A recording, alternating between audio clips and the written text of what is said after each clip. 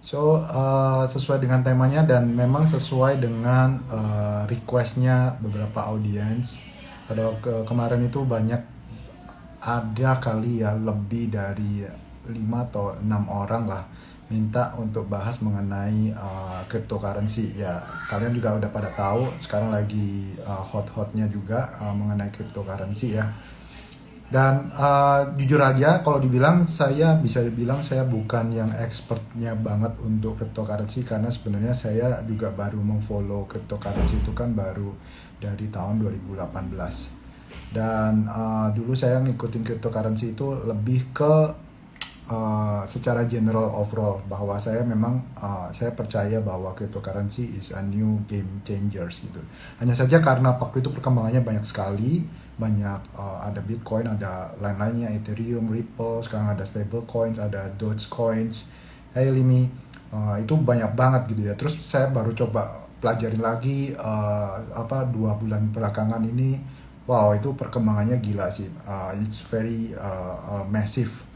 Dan saya lihat dan sebenarnya ini melanjut lagi yang kemarin saya bahas di obrolan santai kita, saya jadi lebih terbuka dan lebih memahami perkembangan tentang dunia coding dan programmer atau developer ini setelah nonton startup. Ya, I think teman-teman di sini juga semuanya udah pada nonton startup kali ya, drakor. Ya, saya mungkin rekomend kalian untuk nonton itu. Nanti saya ceritain maksudnya seperti apa. Oke, tanpa panjang lebar langsung saya bahas aja ya sesuai dengan temanya hari ini. Itu tadi aku udah sempat posting ya teman-teman ya. Ini kan yang tadi. It is menurut saya kenapa saya ngambil judul The New World with Blockchain and Crypto, karena blockchain dan crypto ini merupakan analoginya seperti ini. Saya kasih gambaran ke kalian analoginya itu supaya kalian lebih gampang menangkapnya ya. Blockchain itu sebenarnya kayak ibaratnya the new internet guys ya. Jadi saya mencoba untuk mendigest terus, mencari analogi yang untuk supaya mudah untuk dicerna. Jadi blockchain itu ibaratnya memang seperti internet. Kemudian Bitcoin itu kan pertumbuhannya antara blockchain dengan Bitcoin itu barengan ya. Jadi dengan adanya Bitcoin itulah cikal bakal dari dibikinnya suatu blockchain yang kemudian berkembang kemana-mana. Nah, cryptocurrency atau katakanlah Bitcoin, dan mereka banyak ngembangin namanya wallet gitu ya. Itu ibaratnya seperti analoginya kayak email ya guys. Jadi itu kalian punya address masing-masing, kalian akan bikin address sendiri. Hanya saja perbedaannya dengan email itu apa? Kalau email itu kan kalian udah pasti. Kalau ini tujuannya kalian bikin create address di walletnya, di encrypt, kemudian habis itu udah untuk sekali transaksi. Habis itu kalian dibuang, bukan dibuang, maksudnya di store di chainnya. Kemudian nanti bikin address lagi. Jadi benar-benar banyak email gitu. Ya itu analoginya seperti itu. So mungkin sebelum masuk sana, nanti saya coba jelasin dulu satu-satu buat teman-teman supaya paham ya arahnya nanti. Saya mencoba untuk membawakan dengan bahasa yang cukup sederhana, semoga kalian bisa paham. Jadi kita berangkat dulu nih mengenai argumen atau debate di market ya. Banyak orang bertanya-tanya, cryptocurrency itu merupakan bisa disebut sebagai uang atau enggak? Itu kan pertanyaannya. Nah, kita cari belum ada jawaban yang pasti di sini karena banyak orang pro dan cons ya. Kita cari tahu dulu kriteria uang itu apa gitu kan. Kriteria uang saya coba cari, ada 3 kriteria uang utama, yaitu umumnya generally bisa diterima oleh kalangan publik sebagai media untuk pertukaran barang. Intinya kalau semua orang sudah setuju untuk dijadikan media pertukaran barang ya itu bisa memenuhi salah satu kriteria gitu kan. Kemudian a unit of accounting. A unit of accounting ini maksudnya bisa diperhitungkan, ada saya beli handphone ini accountingnya nilainya 1 juta gitu, ada untuk perhitungannya gitu ya. Jadi bisa dipertanggungjawabkan. Kemudian storage of value. Jadi kalau uang itu memiliki kriteria mereka bisa menyimpan suatu nilai, ibaratnya seperti itu. Nah, makanya dulu itu kalau kalian belajar sejarahnya ya, dulu uang itu kan memang kita tuh start sebenarnya kan, makanya kalau dulu itu banyak orang nggak gitu kalau saya sarankan kalian mempelajari dulu mengenai history of money. Jadi dari situ kalian akan bisa mengerti kenapa bisa ada cryptocurrency. Karena kalau beberapa orang yang tidak mengerti mengenai sejarahnya uang akan sulit untuk bisa menerima ini, karena hidup kalian itu hidup di zamannya fiat money atau fiat currency. Kalian nggak pernah mengalami hidup di zamannya zaman-zaman sebelumnya. Saya kasih analogi, zaman dulu itu kan kita hidup dari transaksi kita dari barter. Barter ini kan berarti sudah memenuhi kriteria yang pertama, bahwa barter itu katakanlah saya punya baju, kamu punya botol, saya butuh botol kamu, kamu butuh minum saya. Kemudian ya udah kita barter ada, kemudian itu sudah dianggap oke, sudah setuju ya, ini sebagai medium of exchange, pertukaran. Jadi itu duit ya definisinya. Nah, masalahnya dulu itu unit of accounting-nya kan zaman dulu orang ya belum ada orang mungkin ya back then zamannya barter, orang mungkin masih coret-coretan gitu ya, belum ada sistem ledger atau sistem jurnal yang baik gitu ya. Kemudian akhirnya karena barter itu tidak stabil, nggak ada value, storage of value-nya itu nggak bisa dipertanggungjawabkan. Akhirnya kan berevolusi ke barang-barang berharga, komoditas berharga seperti silver, gold, yaitu kayak ibaratnya kalau kalian lihat film-film silat Cina gitu lah ya, itu kan selalu ada koin emas atau silver gitu ya, karena itu memang precious metals yang bisa diterima banyak orang gitulah ibaratnya, dan itu bisa dibilang standardized ya. Jadi akhirnya dari situ kan bergeserlah ke suatu monetary system yang disebut dengan gold backed exchange ya, di tahun pada waktu itu sebelum Bretton Woods pindah ke fiat money di tahun 70-an ya itu waktu itu. Nah, tapi di sini kan akhirnya untuk membackup fiat currency pada waktu itu kan transisinya juga dari gold dulu. Nah, dari gold baru ada kalian negara-negara tersebut, makanya pada waktu itu kalau kalian belajar sejarahnya orang pada berebutan mengenai gold reserve. Dan US waktu itu salah satu negara yang cukup agresif untuk koleksi gold reserve, karena dia tahu bahwa dengan memiliki gold reserve yang besar maka kalian akan memiliki power yang besar juga, karena itu nanti kalian bisa ibaratnya saya kasih contoh gini deh, kalau teman-teman di sini banyak yang backgroundnya mungkin udah banyak pada main saham.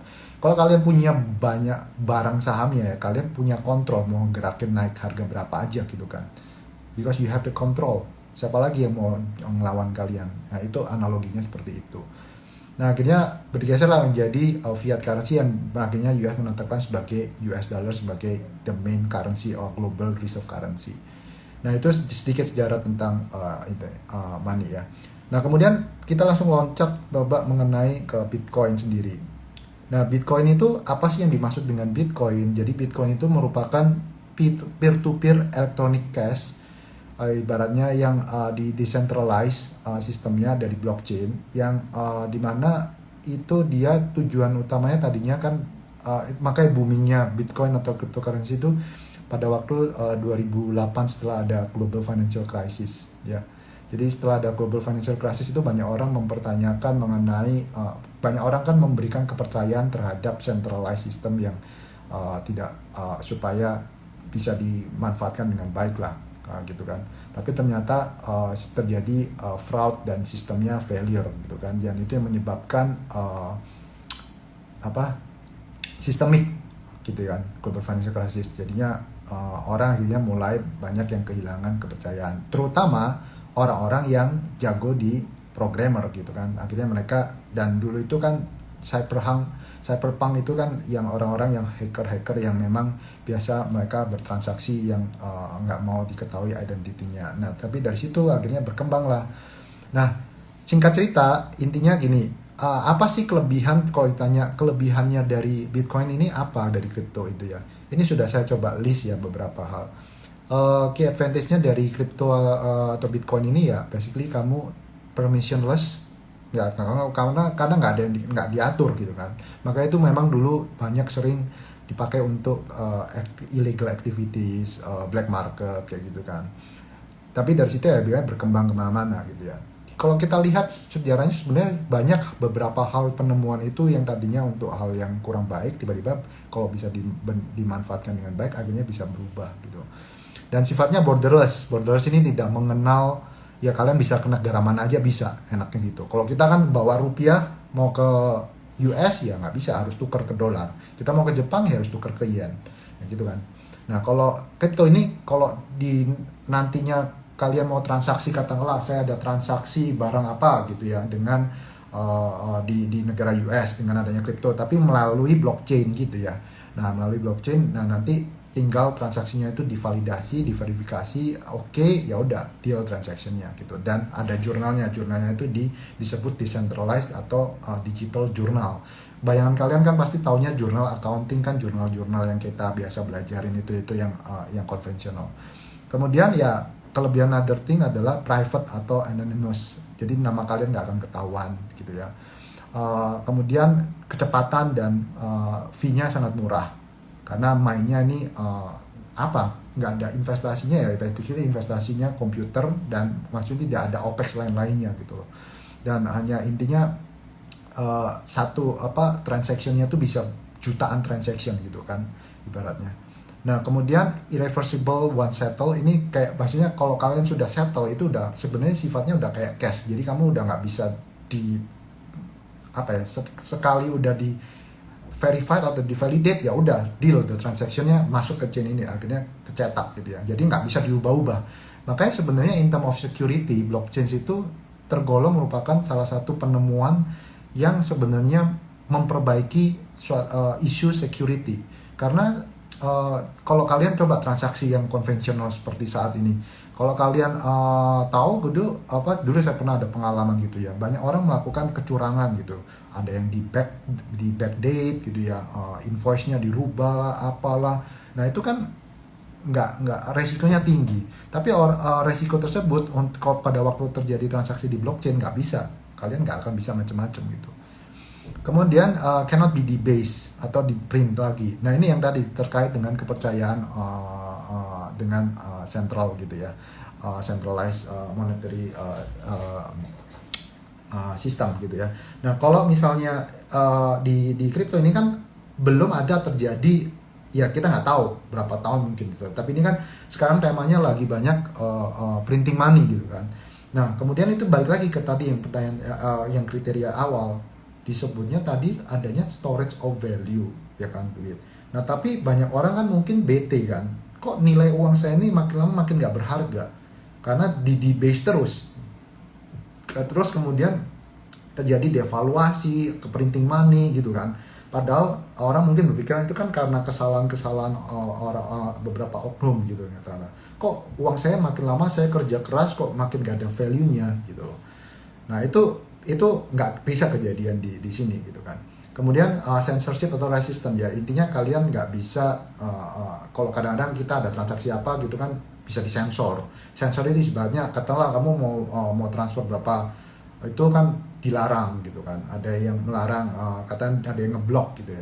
Kalau ini ya kamu nggak bisa, benar-benar ada flexibility, semuanya bebas. Kemudian divided possession atau multi signature, katakanlah ya ini lebih ke sifatnya kan namanya juga decentralized ya. Jadi ada konsensusnya di sini. Jadi kamu kalau ada transaksi apa-apa, kalian bisa katakanlah kalau ada 5 yang kalau misalnya kita ada satu gold asset, goldnya mau dibawa ini kan harus kita sendiri. Nah kalau ini bisa kayak kalau misalnya majority dari konsensus itu setuju ya dia bisa authorized untuk transaction jalan gitu loh. Kemudian sifatnya juga online 24 hours. Jadi nggak ada habisnya guys. Jadi kalian mau transaksi berapapun ya bisa terus gitu kan. Kalau kita sekarang mau ke bank udah tutup banknya, mau transfer ya bisa online sekarang. Tapi kalau beberapa jenis transaksi ya nggak bisa gitu kan. Nah kalau ini nggak ada batasan gitu. Kemudian kita mau coba kita pahami bagaimana sih cara kerja blockchain gitu ya. Karena ada istilah macam-macam disebut dengan pool. Nah ini menurut saya ngambil gambar ini, menurut saya ini gambar yang menurut saya cukup representatif dan cukup enak ya untuk dilihat. Jadi ibaratnya gini ya, kalian kalau misalnya start suatu transaction gitu kan. Kamu sign a transaction, di sini bisa dilihat flow-nya. Kemudian kalian akan kirim di suatu komputer, katakan kemudian the transaction itu akan masuk ke suatu namanya mute node, itu yang nantinya dari developer atau programmer itu yang akan melakukan penilaian gitu kan, atau verifikasi. Nah itu memang ditampung semuanya ke dalam kolam nih, ibaratnya ada bak besar, pool ya istilahnya. Pool ini isinya semua transaction yang sudah design gitu ya. Kemudian miners itu akan ngambilin dari beberapa transaksi ini, dan mereka tentu akan mengutamakan pool yang akan disebut, ada istilahnya gas ya. Gas itu fee istilahnya kalau di dunia blockchain atau crypto. Jadi ada istilahnya gas price gitu ya. Nah itu ibaratnya kayak fee. Jadi apa ya?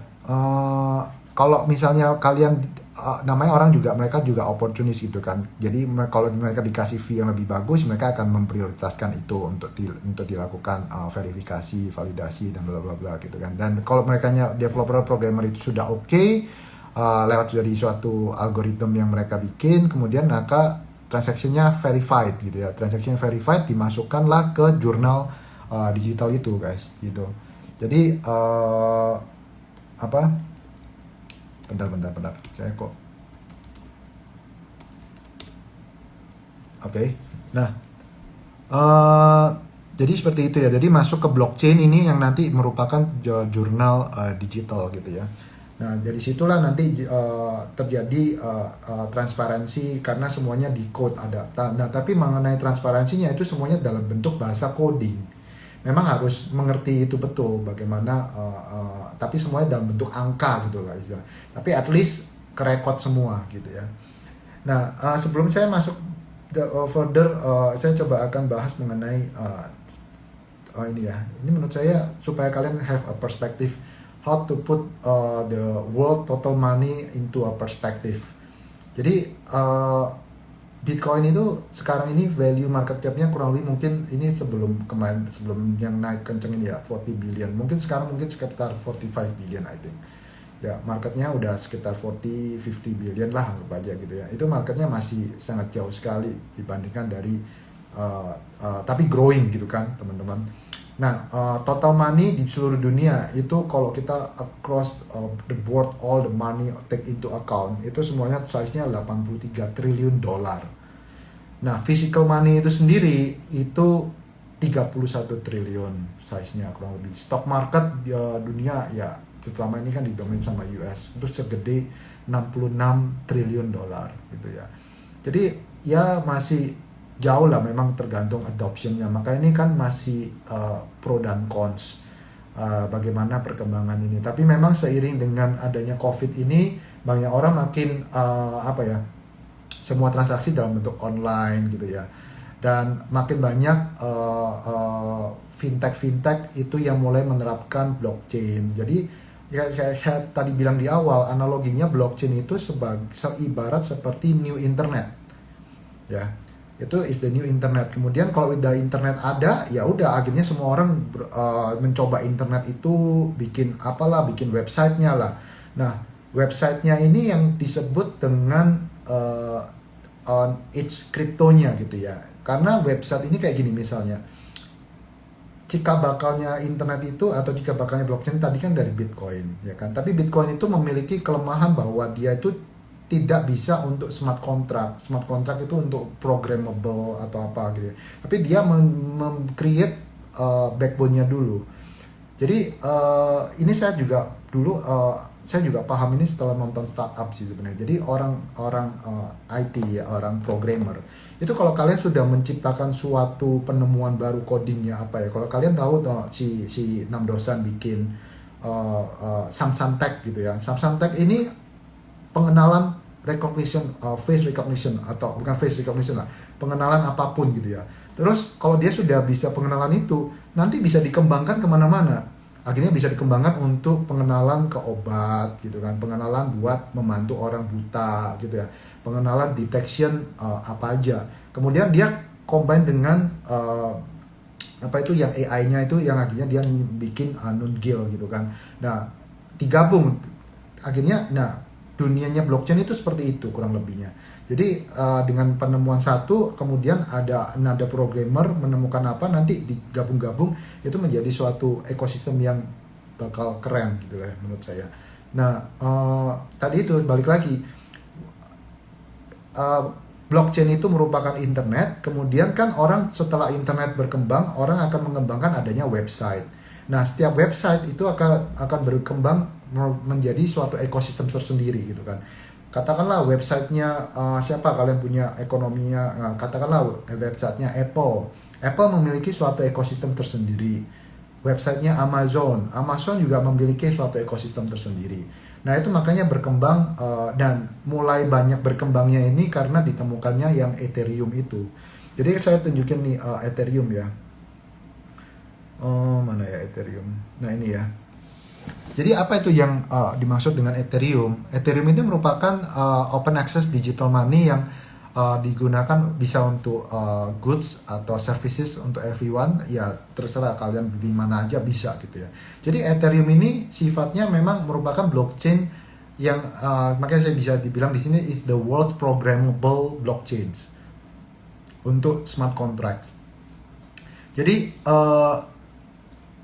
dengan adanya Ethereum inilah berkembang suatu community blockchain yang sangat lebar gitu ya, besar sekali akhirnya. Dan akhirnya dari situ orang bikin yang sekarang ini yang disebut dengan DeFi ya, decentralized finance.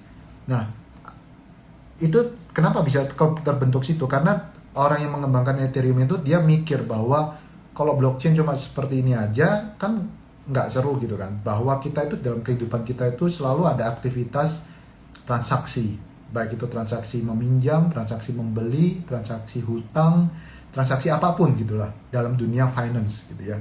Makanya itu yang bisa menggerakkan menjadi backbone untuk semua perkembangan itu adalah disebut dengan smart contract. Karena smart contract itu ibaratnya kalian itu seperti ini. Nah summary-nya ya.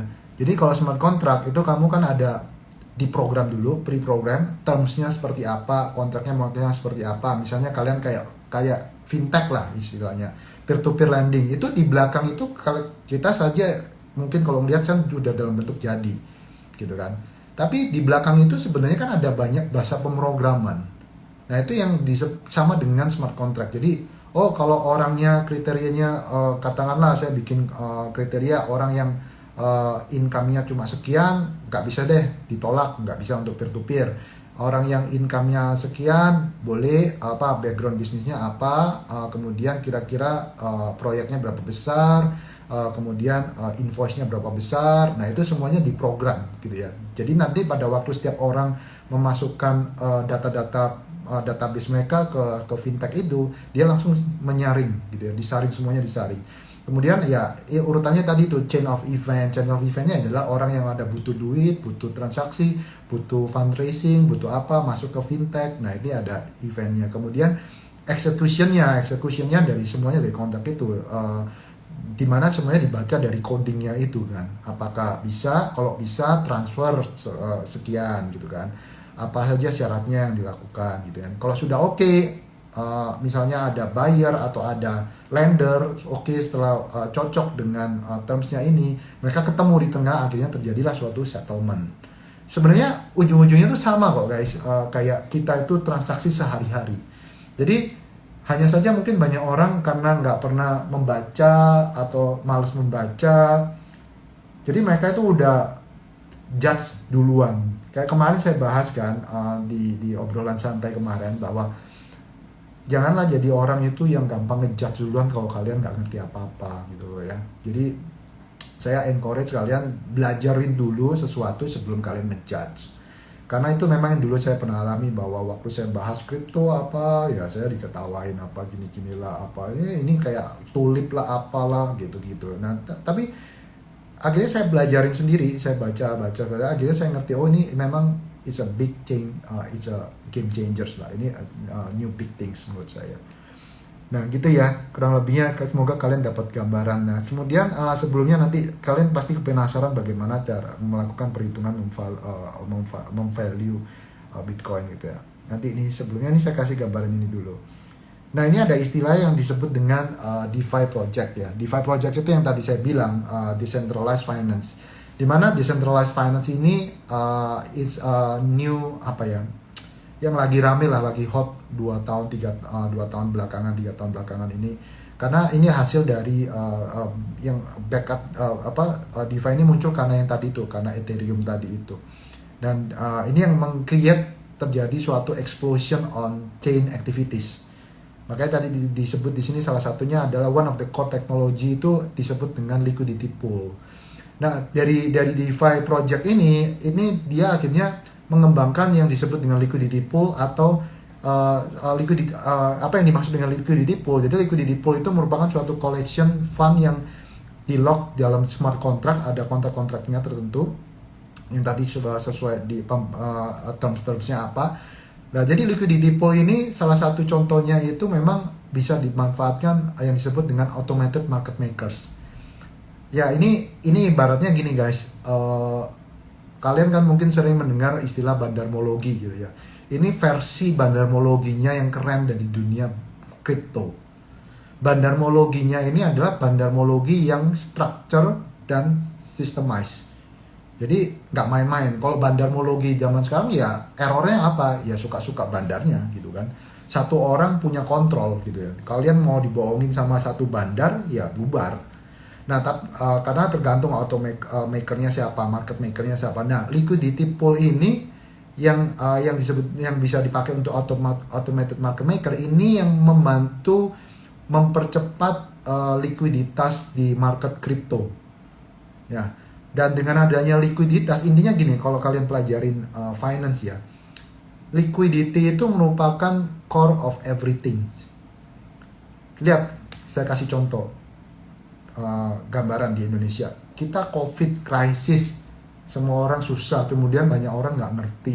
Kok bisa sih capital market kita kok bisa rally, bisa doing well atau apa gitu kan. Kan semua lagi bisnis lagi lesu. Satu hal yang mereka nggak paham, teman-teman. Ya makanya saya bilang tadi, liquidity. Liquidity itu merupakan core dari suatu business activities. Kalau liquidity-nya kering, ya bubar ekonomi. Tapi selama ada liquidity yang massive, kalian lihat liquidity di perbankan kita seperti apa. Semua orang tiba-tiba punya banyak. Orang pada bingung loh, krisis kok liquidity-nya ada banyak. Ya mungkin kan karena ada, ini menyimpang dikit ya. Terkait ada omnibus atau apa, mungkin banyak konglo-konglo membawa uangnya kembali. Apa yang saya dengar ya banyak konglo itu membawa uangnya kembali ke Indonesia karena dia ya basically ini COVID kalian nggak bisa apa-apa ya, yang penting ya menyelamatkan aset yang ada di Indonesia. Kemudian orang semuanya parkir duitnya, tiba-tiba massive liquidity, kemudian nggak tahu liquidity-nya mau diapain, akhirnya daripada di deposito ya udah buat invest. Kemudian banyak orang semakin lama makin pinter, semuanya akhirnya mau invest. Makin punya invest, dapat additional income, duitnya makin banyak, liquidity makin besar. Liquidity makin besar, akhirnya kebentuk lagi rolling over, activity jadi jalan lagi gitu kan. Nah, makanya liquidity itu penting. Nah, kalau liquidity ini, makanya ini dibilang kan saya tulis di situ, one of the core technologies behind all this product is the liquidity pool yang disebut dengan decentralized exchange yang terkenal saat ini dikenal dengan Uniswap. Nah, dengan adanya ditemukan liquidity pool ini, maka funding activities untuk perkembangan apps atau decentralized apps itu makin lama makin cepat gitu. Ini saya kasih contoh lagi ya. Makanya bisa ke Borrowland protocols, bisa ke on-chain insurance, bisa ke blockchain gaming, bisa ke tokenized project. Tokenized project ini yang lagi saya juga baru pelajarin itu di Korea, ada namanya Elysia yang bikin tokenized property market. Ini saya kasih contoh DeFi project itu berkembang kemana saja. Nih kalian bisa lihat ya. Jadi DeFi project itu di-develop akhirnya kemana-mana dia. Jadi ada alternative savings, ada analytics, bisa ke asset management, bisa ke DAO itu Decentralized Autonomous Organization. Ini keren banget juga. Jadi banyak orang yang udah mau bikin organisasi tapi dia malas dengan birokrasi, hierarki, bla bla bla. Dia bikin sistem decentralized guys. Jadi lucu banget nih. Jadi suatu organisasi yang sistemnya dia katakanlah ya, ini biasanya orang-orang programmer tertentu yang dia ngerti ya. Kalau kita sih, kalau saya nggak ngerti ya susah gitu ya. Orang mau bikin suatu organisasi tertentu tapi sistemnya organized, apa ya, ya intinya udah nggak perlu ngikutin struktur organisasi yang konvensional gitu lah ya. Kemudian berkembang ke margin trading, berkembang ke marketplace, macam-macam. Salah satunya berkembang juga yang disebut dengan stable coins. Nah, stable coins tadi ada yang tanya ya, si Limi di sini ya, Limi tadi. Ya, aku bahas sedikit ya, stable coins ini juga merupakan akhirnya orang tertrigger dengan mungkin yaitu orang yang dia berpikir bahwa oh, banyak orang nggak percaya cryptocurrency itu nggak bisa dipakai sebagai media untuk uang gitu kan. Kenapa? Karena volatilitasnya tinggi. Bagaimana kalau kita menciptakan suatu cryptocurrency yang makanya disebut dengan stable coins. Nah, stable coins ini akhirnya ujung-ujungnya dia mengikuti cara kayak transisi di mana dia di-pack dengan gold atau di-pack dengan silver, di-pack dengan katakanlah fiat dengan dolar langsung, atau di-pack juga dengan basket of crypto yang lainnya supaya di smoothing lah volatilitasnya, supaya nilainya ada naik, pasti ada naik turun, nggak usah jauh-jauh, harga emas pun juga naik turun gitu kan. Nah, at least ini akhirnya di pack gitu loh, jadi di packnya tapi ada at least nggak terlalu gila gitu lah. Nah, kemudian ini aku kasih contoh yang di bawahnya itu Elysia yang tadi aku bilang. Jadi property market di sana bisa di tokenize guys. Jadi yang menarik ini ya, menurut aku yang paling penting yang perlu kalian pelajarin. Makanya kenapa aku bilang blockchain ini nggak bisa dianggap remeh. Blockchain ini akan membantu mempercepat financial inclusion di dunia. Kenapa bisa seperti itu? Karena kalian bisa lihat di sini ya. Ini ada orang ada butuh untuk perkembangan project property. Kemudian dia butuh fundraising. Kemudian dia tinggal masuk ke blockchain. Kemudian di blockchain ini ibaratnya kayak dibikin sekuritisasi. Kalau buat teman-teman yang nggak ngerti sekuritisasi ya ibaratnya ya kayak pasar saham, di sekuritas. Tapi sekuritasnya ini beda. Sekuritasnya ini nggak perlu bursa, ya, karena dia ada market sendiri, marketplace untuk token gitu. Nah, akhirnya orang-orang kenapa ini bisa sangat membantu dan dampaknya bisa signifikan sekali. Karena kalian bayangin, dulu orang selalu beranggapan bahwa orang yang bisa berinvestasi properti adalah orang yang kaya, gitu kan? Nah, kalau dengan adanya tokenize, ibaratnya ini kalian dipecah sampai dengan fraksi-fraksi yang kecil-kecil, gitu ya. Jadi orang yang punya duit, katakanlah Rp1.000, bisa aja kalian mau ikutan invest di properti. Karena ini benar-benar fraksinya dipecah. Nah, itu salah satu solusi dari cryptocurrency ya guys. Jadi kalau uang sebenarnya kalau yang saya baca ya, kalau fiat currency itu kan nggak ada desimal di belakang itu gitu kan. Ya kalau 1000 ya 1000. Mana ada rupiah kita 1000,1 kan nggak ada.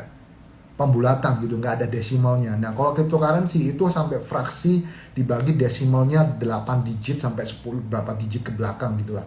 Itu untuk cater market yang kecil-kecil banget gitu. Jadi akhirnya dari situ saya dapat suatu kesimpulan bahwa financial inclusion itu akan dipercepat.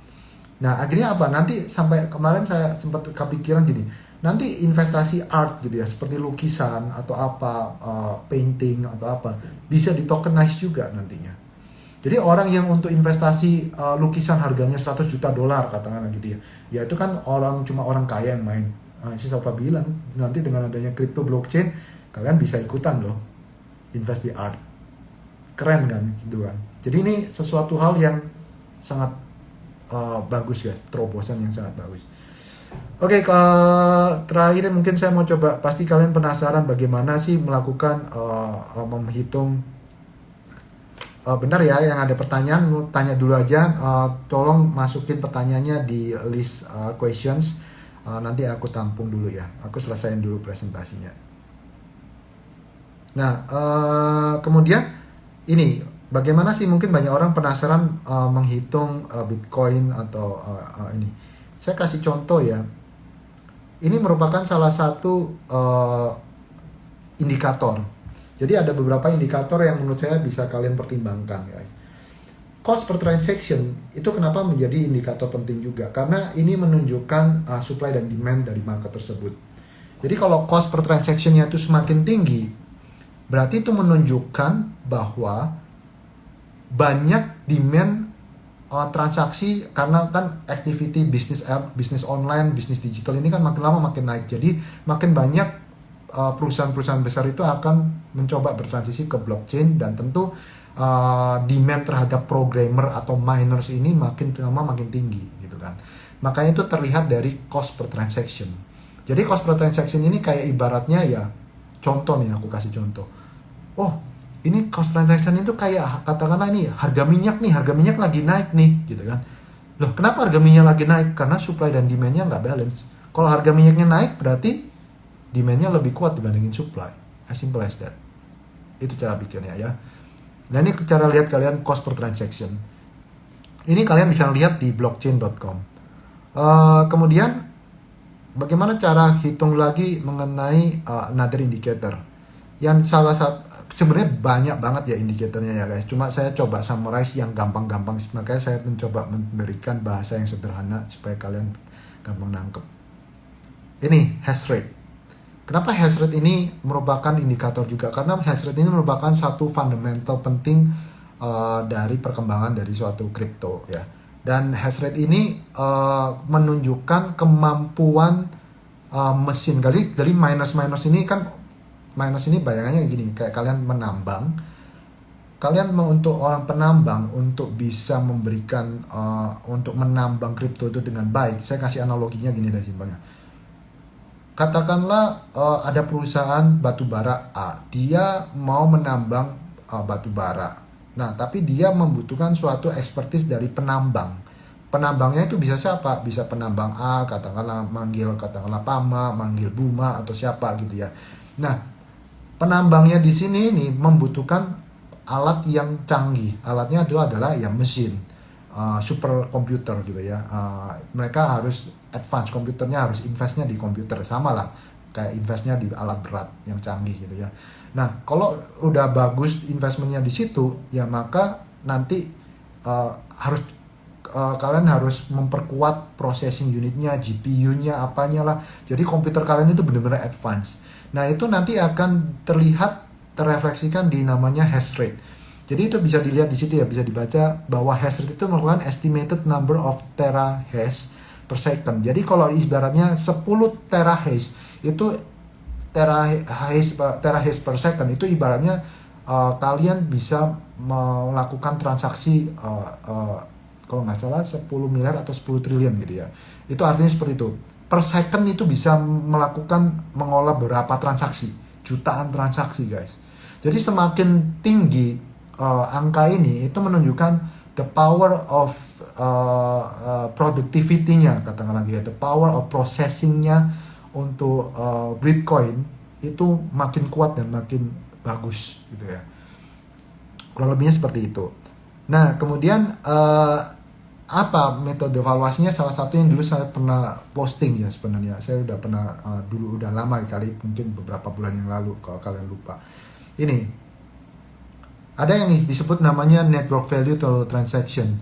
NVT ini ini saya ngambilnya NVTS. Jadi dia kayak di average lah, di smoothing di numeratornya atau pembilangnya ya. Kalau kalian lihat chart ini ibaratnya apa sebenarnya? Kalau di dunia saham, ini sebenarnya kayak kalian membaca PE ratio, price to earnings ya.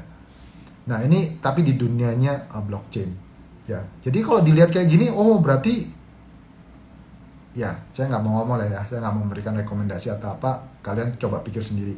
Oh, ini berarti rasionya masih di sini nih, valuasinya gitu kan. Karena ini cara memperhitungnya bagaimana, dia itu menghitungkan bagaimana network value dari market value dari dari Bitcoin itu dibagi dengan underlying-nya apa. Kalau PE ratio itu kan underlying-nya adalah profitabilitas dari suatu perusahaan. Kalau ini underlying-nya bisnis dari kripto itu apa sih? Bisnis dari kripto itu adalah ya transaksinya itu sendiri kan, transaksi yang di-generate dari blockchain itu, blockchain yang masuk ke ekosistemnya Bitcoin gitu kan. Kalau misalnya nilai transaksinya lewat di situ makin ini tapi dari sisi volume ya. Kalau dari sisi nilainya itu oke. Aku ada another thing, ini kayak PE, saya kasih contoh perbedaannya ya. Ini ada yang namanya MVR. Kalau MVR itu saya nangkepnya kayak book value, price to book value. Nah kalau dilihat dari MVR ya kelihatan mahal. Nih.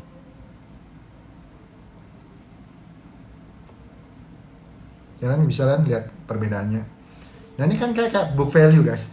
Oh book value-nya katakanlah apa? Book value-nya bank. Wih, book value-nya 3 kali book value loh guys. Mahal sih, iya mahal memang. Gila kan orang ke Bitcoin udah naik 3 kali lipat, 4 kali lipat. Mungkin dari bottomnya mungkin 5 kali lipat kali. Gitu kan. Gitu ya kurang lebihnya. Ini sebenarnya makanya saya bilang, orang bilang Bitcoin ini apa, nggak bisa dinilai, nggak bisa diapa. Ya orang yang ngomong kayak gitu kagak ngerti soalnya. Itu kayak orang nggak ngerti saham terus ikut-ikut komen saham, gitu kan. Ya kalian harus belajar untuk ini ya. Makanya saya coba sharing ini supaya saya bantu kalian untuk percepat knowledge kalian, supaya kalian lebih produktif. Ya kalian bisa menghasilkan uang, kemudian ya kalian bisa membantu ekonomi Indonesia rame-rame gitu kan. Semuanya win-win gitu ya guys. Saya cuma gitu aja. Ada pertanyaan ya tadi? Bentar ya.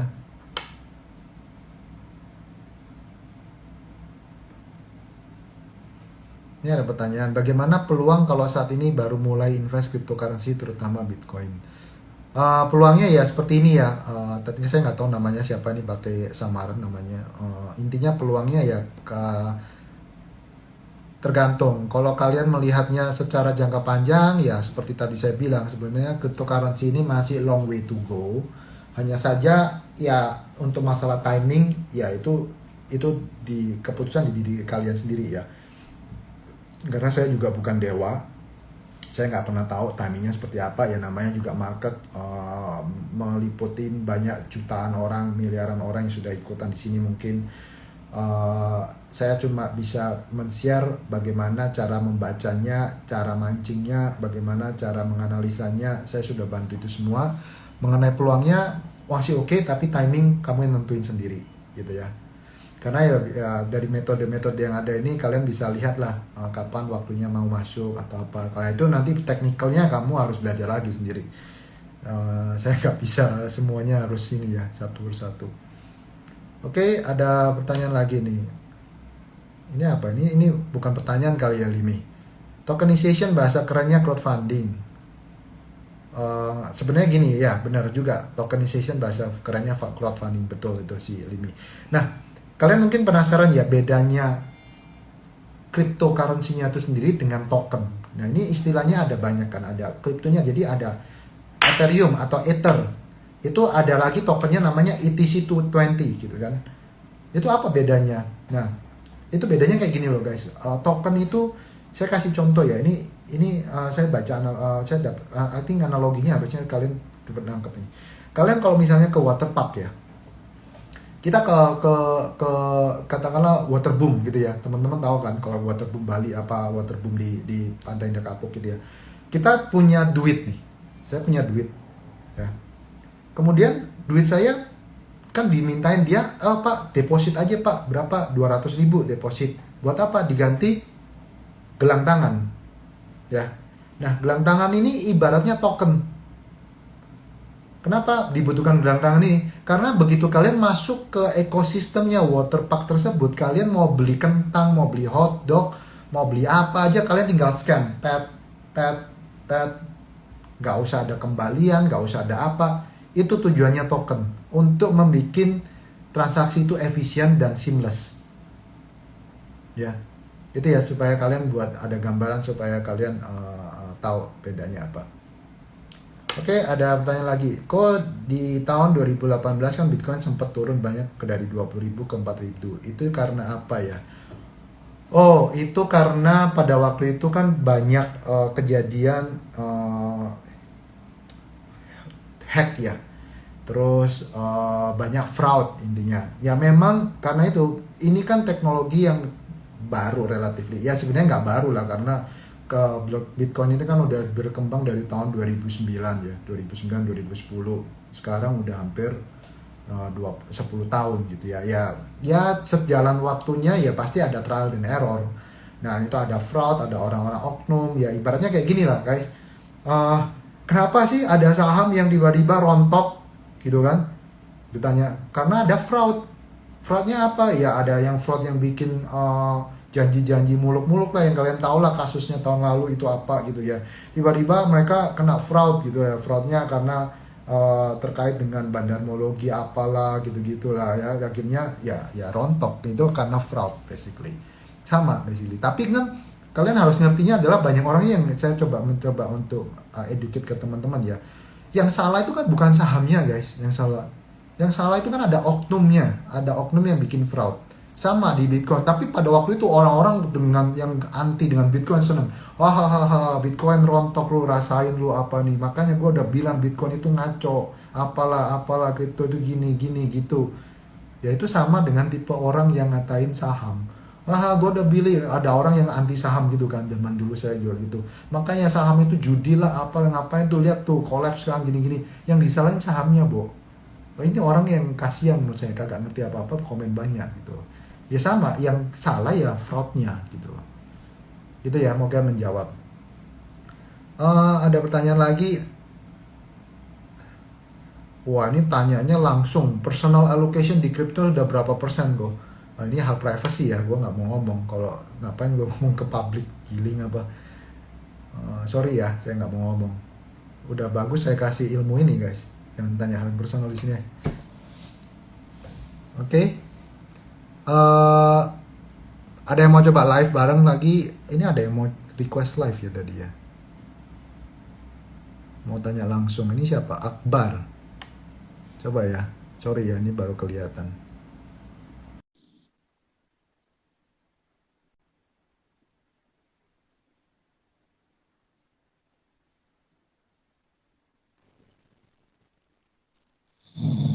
Ini Akbar ada mau tanya atau salah pencet? Yuh, suaranya ngorok, guys. Oke, aku anggap ini ya salah ya.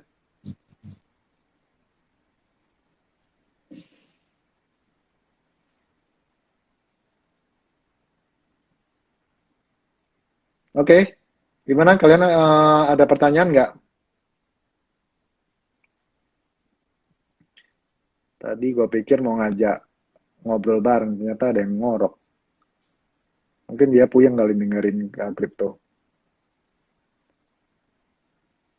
Ya, jadi kurang lebih kayak gitu ya. Semoga kalian ngerti dan cukup jelas. Saya sudah mencoba bahasanya sesederhana mungkin. Eh, nah, nanti kalau untuk pendalaman lebih lanjut ya memang kalian harus mengandalkan usaha kalian sendiri, baca semuanya, semuanya ada, buku ada, browsing ada. Eh, Oke, ini ada pertanyaan lagi. Kenapa Bitcoin yang paling ngehits ya di antara kripto lain? Oh ya biasa, itu ibaratnya kayak first mover advantage gitu ya. Kalian tahu misalnya, kenapa kalau beli minuman mineral yang lain kita selalu ngomongnya, beliin Aqua dong, beliin Aqua. Ya itu kayak gitu Bitcoin. Karena first mover advantage-nya dulu yang bikin minuman botol itu kan Aqua brandnya. Tapi sekarang ada Le Mineral lah, ada apalah, ada Ades apa, tapi kan kalau di pilihan kita Aquanya yang keinget. Nah, Bitcoin itu juga sama, karena pertama kali yang bikin itu kan dari blockchain ini yang melopori adalah Bitcoin. Dan Bitcoin ini ibaratnya menjadi ibaratnya apa ya? Bitcoin itu ibaratnya the largest big cap-nya lah sekarang. Semua orang dari awal semuanya invest di sana. Jadinya makanya makin gede. Kemudian another thing yang bikin Bitcoin itu hit ya, dia ada keterbatasan dari sisi supply gitu kan. Ini ada pertanyaan apa? Gimana prospeknya tentang altcoin kok di samping Bitcoin? Hmm, oh ini sorry, aku jujur aja aku nggak ngikutin semuanya ya teman-teman ya. Banyak banget kalau kamu tanya ada. Aku juga lagi mau coba belajar Dogecoin, kemudian ada stablecoin, ada altcoin. Dulu aku ngikutin Ripple gitu ya. Kalau Ripple itu banyak dipakai untuk jadi gini, saya bantu kalian lagi untuk menganalisa suatu kripto. Itu kalian harus menganalisanya kayak gini guys. Kayak kalian ibaratnya mau invest di suatu startup. Nah, di suatu startup, kenapa seperti itu analoginya? Karena ibaratnya gini, startup ini visinya apa gitu. Katakanlah, ya saya kasih contoh kayak kalian nonton startupnya di Drakor itu ya. Samsung ini visinya apa? Samsung ini visinya membantu orang buta, nunggil gitu ya. Kalian suka nggak dengan visi itu? Kalian suka nggak dengan potensi yang bisa di-create dari nunggil yang bisa membantu orang-orang buta supaya mempermudah mereka melakukan aktivitas sehari-harinya? Kalau kalian suka dan sevisi, ya beli gitu, as simple as that gitu ya. Nah, ada juga dia ngembangin untuk pengemudi otomatis untuk bisa automate mobil gitu kan. Yang akhirnya Samsung Tech aku lupa nama company-nya udahan. Nah, itu kan akhirnya ya itu seperti itu. Kalian setuju nggak? Kalian suka nggak dengan bisnisnya itu? Sama di sini gitu kan. Nah, kalau misalnya kayak Ripple itu tadinya digunakan, saya dulu juga pernah main Ripple, cuma udah saya buang. Ripple itu dulu saya suka karena Ripple itu membantu mempercepat, mempermudah remittance antar TKI antar negara gitu. Dan bank itu kan ada keterbatasan, nggak bisa cepat, butuh katakanlah biayanya tinggi, kemudian untuk duit transfer dari katakanlah Indonesia ke Filipina butuh waktu katakanlah mungkin nyampe nya 5-7 jam gitu kan, 5 sampai 7 jam. Dengan adanya blockchain-nya Ripple itu mungkin nyampe hanya berapa menit gitu, cepet, fee-nya juga murah. Nah itu kayak gitu, kamu suka nggak gitu? Kalau kamu suka dengan use case-nya itu ya beli gitu. Basically kayak gitu cara analisanya. Tapi tempat beli kripto terpercaya di Indo, oke, kalau tanya kayak gitu, semuanya saya juga trial dan error. So far saya nggak tahu ya. So far sih saya aman-aman saja. Saya pernah pakai Indodax. Sekarang saya mencoba untuk pakai Zipmax. Sebenarnya yang salah satu crypto exchange yang terbesar itu adalah Binance. Ya, Binance itu merupakan kripto yang terbesar, kripto exchange yang terbesar, tapi dia mungkin base-nya nggak di Indonesia gitu. Kok di CAV ada materi Bitcoin? Yang saya dengar sih beberapa hari lagi nanti CFA Institute itu akan mempublish materi untuk crypto aset. Bukan khusus Bitcoin tapi lebih ke crypto aset. Gitu. Moga menjawab ya teman-teman ya. Ada pertanyaan lagi?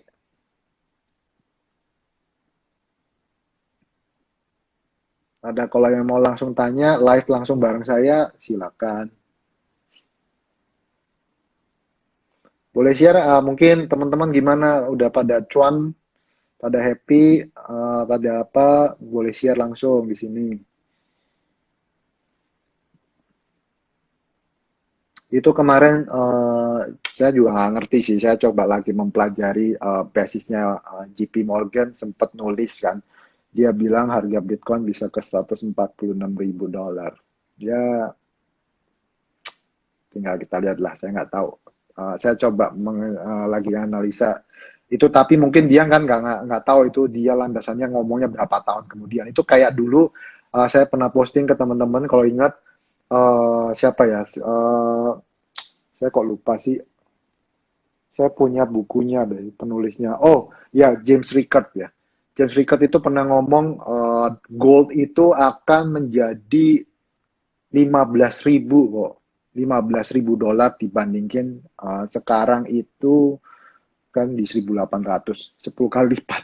Dia ngomong gold itu akan 15.000 di tahun 2025 apa 2026 gitu loh. Nah, saya nggak ngerti ini orang-orang ini landasannya apa. Saya juga belum tahu. Itu yang lagi saya coba pelajari. Oh, ada yang tanya, mau belajar sama Koko gimana ya caranya? Ya ini belajar bareng kan kita. Saya belum ini ya. Menurut kalian saya perlu bikin kelas nggak sih? Saya lagi nggak tahu sih. Saya soalnya ini saya anggap sebagai hobi aja sih untuk sharing some my knowledge ke teman-teman. Ya, saya cuma anggap aja self fulfilling mantu. berkontribusi terhadap orang Indo supaya kan saya dulu sering dengar orang ngomel, ya ini orang Indo ini produktivitinya apalah, nggak rendah produktivitasnya kalah dengan negara ini, kalah dengan ini.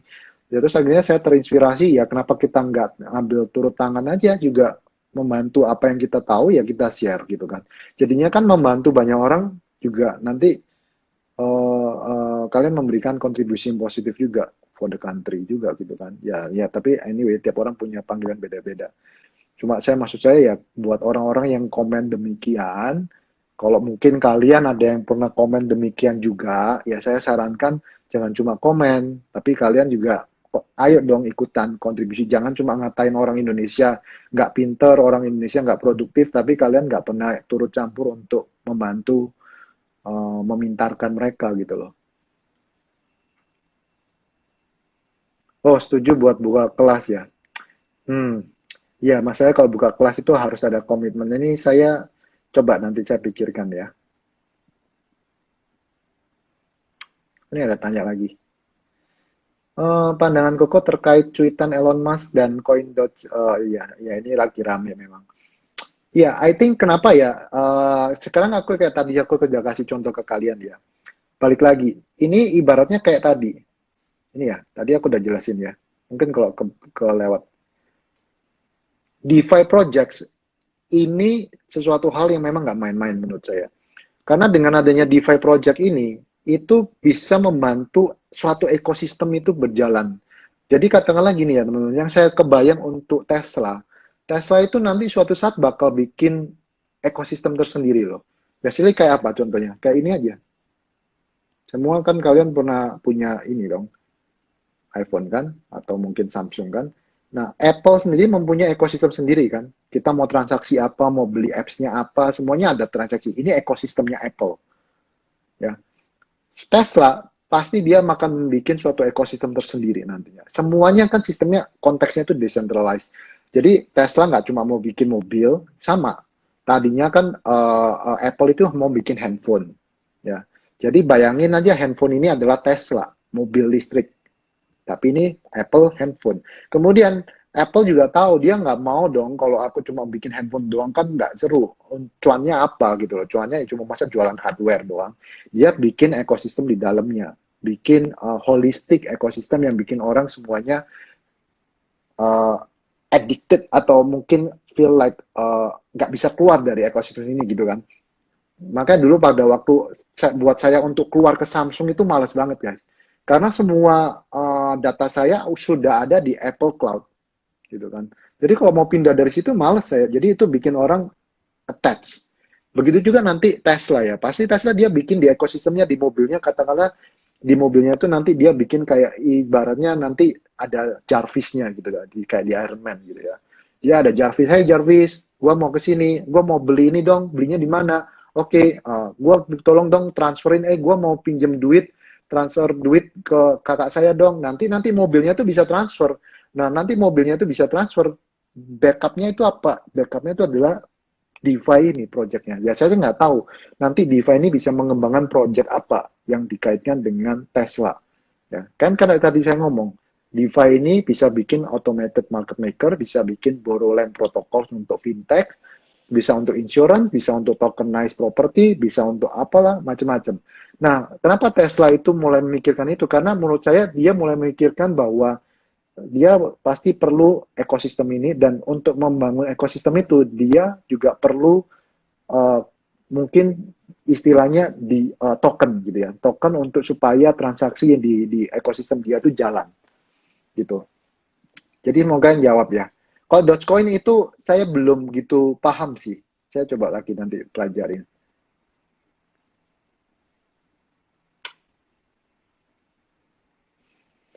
Kau mau tanya hal dasar apa yang perlu diperhatikan pada saat trading bagi pemula? Hal dasar apa yang diperlukan pada saat trading? Uh, Hal dasar apa ya? Kalau dari pengalaman saya dulu saya pernah kalah banyak di forex. Hal dasar penting itu adalah jangan terlalu greedy, jangan terlalu naif, gitu kan. Kalau dibilang orang, lihat tuh, dulu saya pernah pengalaman ya, ini saya kasih kalian diajarin sama orang waktu itu saya naif.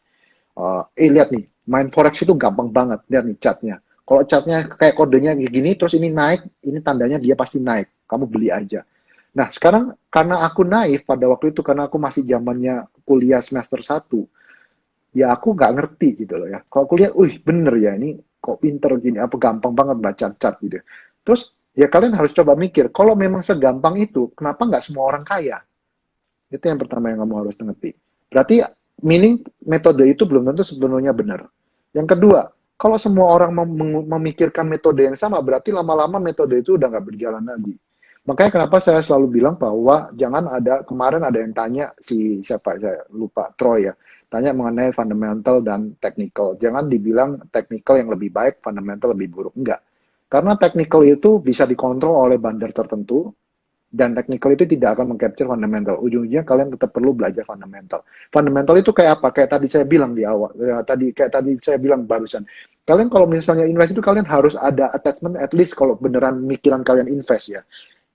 Eh, jadi saya sekarang lagi coba mikir, mencoba pikir lagi omongan saya itu dulu bener nggak bahwa mengatakan bahwa cryptocurrency itu not necessarily investment tapi part of speculation. Karena definisi saya itu adalah gini dulu. Mungkin saya harus merevisi atau omongan saya ya. Karena setelah saya pahami makin lama makin mengerti, satu hal yang saya lupa bahwa kan dari waktu itu memberikan definisi bahwa investment itu adalah investasi itu pada sesuatu hal yang memberikan value added gitu kan.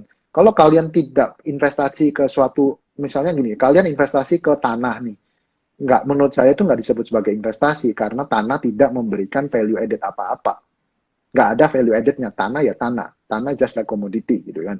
Tapi kalau misalnya kalian invest di suatu perusahaan, perusahaan itu kan memberikan suatu value added ke pekerjaan banyak orang, produknya bisa membantu banyak orang atau apa, itu ada value addednya dan akhirnya bisa berkembang nilainya.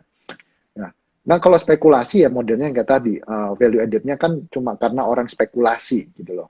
Orang spekulasi tanah harganya naik. Nah, kripto ini juga sama. Kripto ini ada komponen spekulasi sebenarnya. Tapi apakah totally spekulasi? Seperti saya pikir lagi enggak juga. Jadi kamu harus ngerti fundamentalnya juga. Kayak tadi saya bilang, kalau kalian suka dengan Bitcoin itu apa? Tujuan dari diciptakannya Bitcoin itu apa? Visinya apa? Apakah kalian sevisi dengan yang menciptakan Bitcoin? Ataukah kalian sevisi dengan yang orang yang menciptakan dengan katakanlah dengan Dogecoin? Tujuannya itu apa? Apa kalian sevisi dengan yang menciptakan Ripple? Nah, itu kalian yang harus kalian pelajarin. Jadi di luar memang kalian membaca chartnya Bitcoin seperti apa, kripto seperti apa, tapi kalian harus ngerti gimana sih cara mengerti fundamentalnya supaya kalian itu ada pegangan gitu. Jadi kalau misalnya kalian coba dikit dulu, katakanlah main 1 juta, tapi kalian suka, benar-benar suka dengan perkembangan visi kripto ini, ya kalian waktu turun ya nggak usah panik loh. Waktu turun ya kalian nambah, oh tadi kan aku baru nyoba 1 juta. Karena aku tahu bahwa ini bisa besar suatu saat, ekosistemnya bakal jalan. Ya udah, taruh lagi gitu kan. Tapi kalau kamu misalnya trading pemula, wah ini kayaknya lagi hot banget, kayaknya Bitcoin bisa ke katakanlah 50.000 gitu ya. Terus tiba-tiba kamu punya duit 100 juta, kemudian 100 juta kamu cemplungin semua ke situ buat trading. Ya itu menurut saya itu part of naif. Ya, tapi kecuali kalau kamu punya duit 100 miliar, ya 100 juta itu nothing dari 100 miliar gitu ya. Itu ibaratnya ya kayak gitulah trading. Ya, semoga menjawab ya Devina. Tadi sorry ada pertanyaan lagi. Makin ramai pertanyaannya. Menurut Koko, apakah negara merasa terancam dengan adanya sistem kripto seperti di US yang melarang Libra? Uh, Terancam itu bukan, menurut saya gini ya, terancam itu dari sisi kayak ibaratnya itu biasalah umum, bukan termasuk, I would not say itu terancam ya, tapi itu part of a risk. Dimana risk ini bisa mencakup berbagai macam. Risk ini bisa mencakup masalah resiko sosial, resiko politik, dan resiko ekonomi. Yaitu ibaratnya kayak pada waktu e-commerce booming, cenderung banyak pemain-pemain lama incumbent yang nggak begitu bisa adopt dengan e-commerce. Mereka cenderung menjelek-jelekkan mengenai e-commerce, gitu kan. Sama begitu dengan hal ini. Tapi begitu mereka tahu bahwa e-commerce sesuatu hal yang tidak bisa dilawan, akhirnya mereka embrace juga, oh bagaimana kerjasama dengan orang e-commerce, gitu kan. Bagaimana saya mengembangkan online platform saya sendiri. Ya, ujungnya gitu. Nanti ujung-ujungnya kalau misalnya semua orang akhirnya bisa ditemukan di tengahnya bahwa memang kan kayak tadi bilang blockchain ini terus berkembang ya.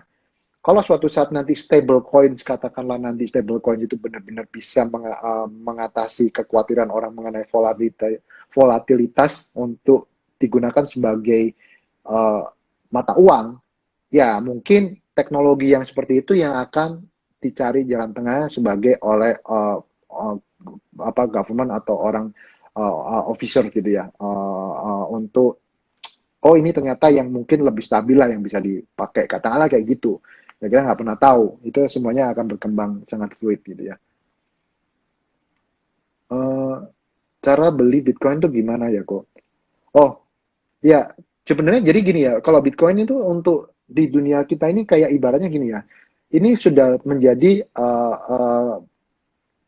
derivatifnya gitu ya. Derivatifnya tuh kayak makanya kenapa di Indonesia ini di bawah wewenangnya Bapepti, bukan di bawah wewenangnya OJK, bukan di bawah wewenangnya Menkyu, tapi di bawah wewenangnya Mendak gitu ya. Karena masuk ke Bapepti. Itu jadi ibaratnya kalian itu sekarang itu main cryptocurrency itu seperti main ibaratnya main forex ya. Jadi bukan kalian membeli barang yang langsung. Kayak ibaratnya kalian beli euro, beli dolar. Ya kan kalian beli kontraknya aja, kontrak berjangkanya. Ibaratnya seperti itu. Tapi kan kalian nggak beli fisiknya. Nah, kalau kamu tanya, bagaimana kok aku mau beli fisiknya Bitcoin? Kagak ada fisiknya. Ini dunia kripto, ini dunia teknologi, dunia pemrograman coding. Jadi nggak ada. Yang mempunyai the real Bitcoin dan kripto itu adalah miners. Miners itu adalah programmer yang mereka memecahkan apa kriptografinya itu, gitu ya. Ini ada pertanyaan lagi.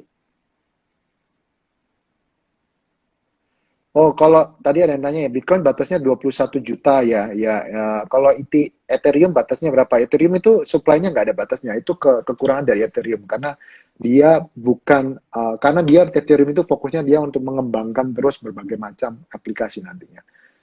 Eh, ini ada yang tanya, Hai Mas, Mbak Ajeng ya ini ya, cara filter fundamental sampai dapat stock pick yang simple tapi powerful apa ya? Nggak ada.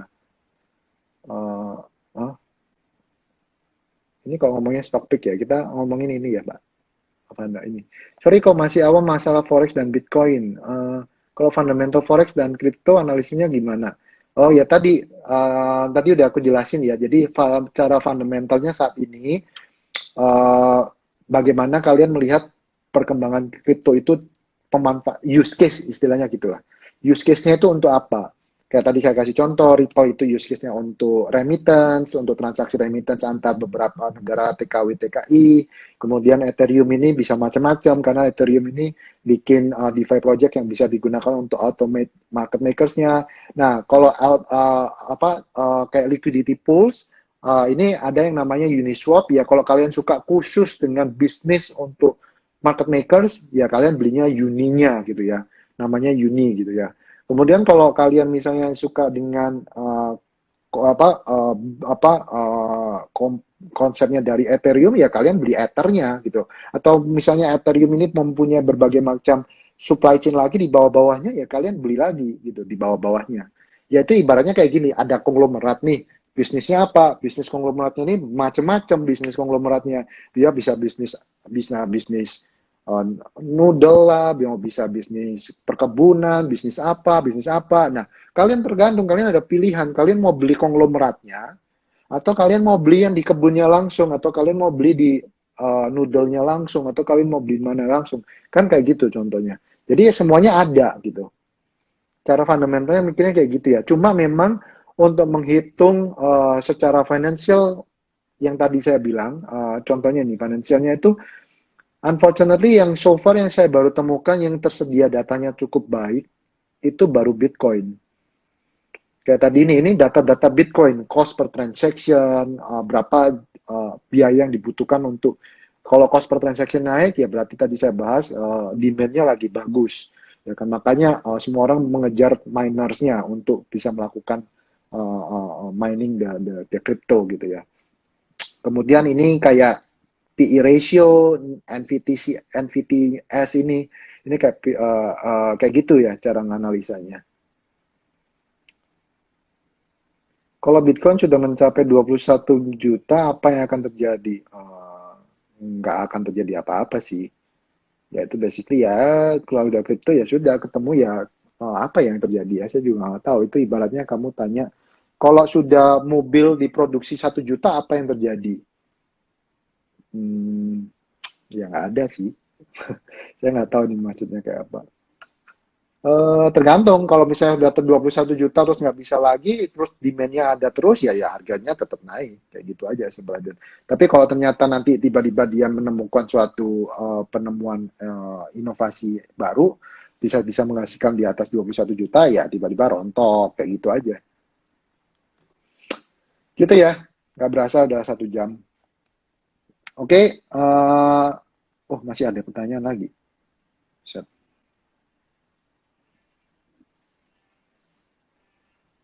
Dari Edward. Kalau Bitcoin sudah mencapai ini, ini tadi udah. Bentar. Berarti kripto itu seperti project financing ya kok. Jika tercapai visinya akan baik, harga akan baik juga. Tergantung ya, saya nggak bisa ngomong itu totally harus seperti itu. Jadi kamu Gayu harus coba mengerti, eh, karena kripto itu kan ada banyak ya, ada puluhan, banyak banget. Jadi kamu harus tahu, ya ikutin terus beritanya. Ya. Jadi kalau kamu misalnya Dogecoin, ya kamu ikutin aja perkembangan Dogecoin ini untuk apa aja, dia untuk bakal dimanfaatkan untuk apa gitu. Selama use case-nya itu semakin bermanfaat buat banyak orang, ya maka orang yang akan menggunakan Dogecoin atau platformnya Dogecoin, blockchain-nya dari Dogecoin itu akan semakin tinggi. As simple as that gitu. Ya sama gitu kan. Kayak misalnya nih, Apple mempunyai, katakanlah kalian banyak, Apple mempunyai blockchain gitu ya. Semakin Apple ini dimanfaatkan dengan banyak orang, katakanlah nih Apple, katakanlah dibikinlah Apple blockchain. Kemudian ada orang yang tahu nih, oh gua mau ikutan deh, bisa jualan di Apple, di App Store-nya deh. Katakanlah mau bikin gaming apa, gua jualan di sini, jualan di situ gitu kan. Makin lama makin banyak yang pakai Apple punya API gitu kan, connect di sini. Ya kayak gitu. Tapi kalau kamu nanti terus ternyata ada orang yang bisnis lagi nih di sini, orang gaming apa, kamu mau invest di gamingnya, ya kamu langsung beli aja di ekosistem tersebut. Kayak gitu. Oke, udah 1 jam nggak berasa. Semoga berguna gitu aja ya guys. Saya harus balik lagi, saya nggak enak. Semoga bermanfaat semuanya, belajar hal baru. Thank you, bye-bye. Sorry kalau ada yang kurang.